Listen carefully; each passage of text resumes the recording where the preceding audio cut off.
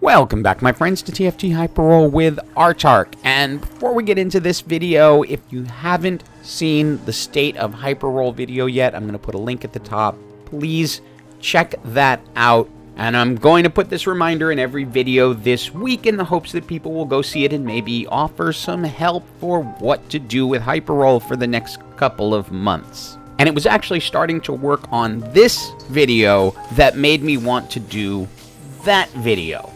But anyway, enough about that.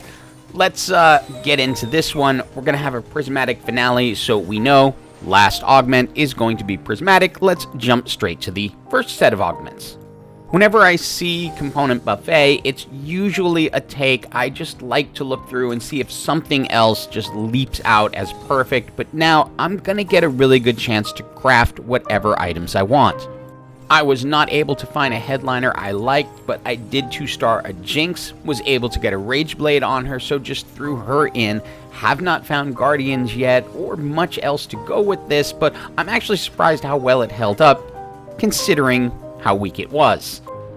We are now at 4-1, and still no headliner that will work in with this comp. There are headliners I've passed on that I could have used, but ended up opting just to go into Rapid Fire Guardian because it's pretty strong, as you can see, even without a headliner.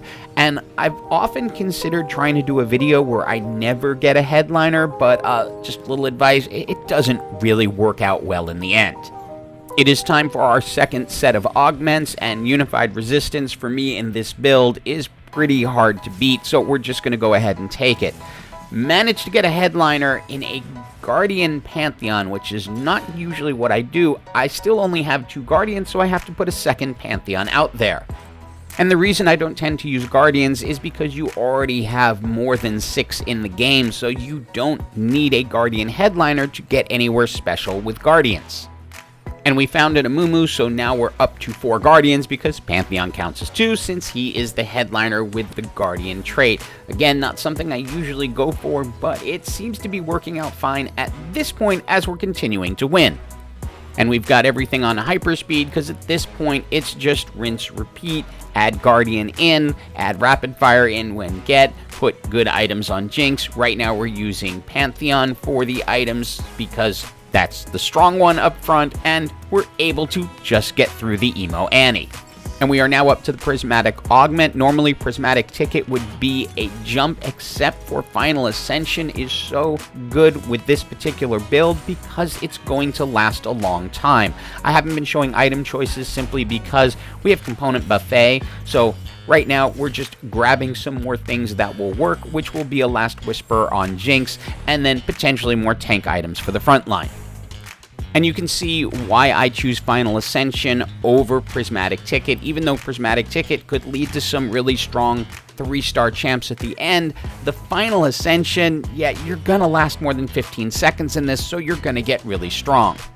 And the one downside to Component Buffet is this: you will often, when your bench gets full, have trouble opening all of your items while the match is going on, which means you don't get to roll, which means you kind of get stuck in between. We have left ourselves some possibilities in this match because we have that magnetic remover. If we can pick up something like a Caitlyn or Lucian headliner towards the end, we can move items off of Jinx, or we can always flip out Pantheon since we have an extra one. And now that we're into component choices, let's get into it. We can use a little more strength in the backline, so we can pick up a Giant Slayer and put that on Lucian. Then things get a little more interesting. Obviously, Pantheon is not the strongest of headliners to use, but Thresh is pretty strong. So we can take the items that used to be on Pantheon and put it on a Thresh headliner, and now we have a really strong front line. With the double Warmogs and the Redemption, Thresh is going to help keep everyone around him up just a little bit longer. Remember, 15 seconds, Ascension kicks in, then we are going to do a ton of damage. And we managed to pick up our gold 3-star Jinx in between the rounds, lucky to get a 1 cost this late in the game, and then we can go ahead and just add to the front line with an Ionic Spark on Amumu, who is usually our main item holder, but since we have a headliner Thresh, we can go that direction. And while we are certainly doing good, this team does suffer from a couple of problems. Our backline, while strong, Lucian's not 2-starred, nor is Caitlyn. Jinx is our carry, but she's not the headliner. Our front line is relying really solely on Thresh, so once he goes down, it's all over. Final set of item choices for the game. I want more backline power because we've now 2-starred the Caitlyn. I don't necessarily want to take those items off of Jinx at this point because she's gold 3 stars and has been getting punk bonuses throughout the entire match. So Giant Slayer, Hand of Justice can go on Caitlyn.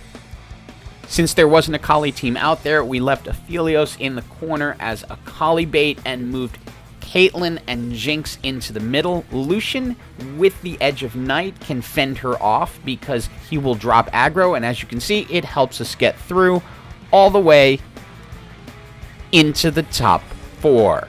And while we beat the Ghost team, we now have to face the actual team, which is often a little bit harder. Using the same strategy, we let Akali get stuck on Aphelios. Again, when she goes for Lucian, he's going to drop aggro thanks to the Edge of Night, which is going to force Akali more towards the front line where she will get stuck and we will be able to finish this player off. Now, I don't know what would have otherwise happened in this match, but when we get the chance to go to a gold 3-star Thresh, yeah, you pretty much know the ending now. They have a very strong team. This was one that tore through us before, but Thresh has an 8-second stun at the 3-star level. But more so than that, he's got the double Warmogs and Redemption as well, so I want you to keep an eye on Thresh's health bar through this entire match. He's gonna lose a little bit, but as fast as they can knock it down, he's going to gain it back. When the shields kick in from Guardians, it just helps him stay up, and by the end of the fight, he hasn't lost a thing, and it's GG for everyone. Hope you enjoyed this video. Remember, go watch the State of Hyperroll, and as always, have an absolutely awesome day.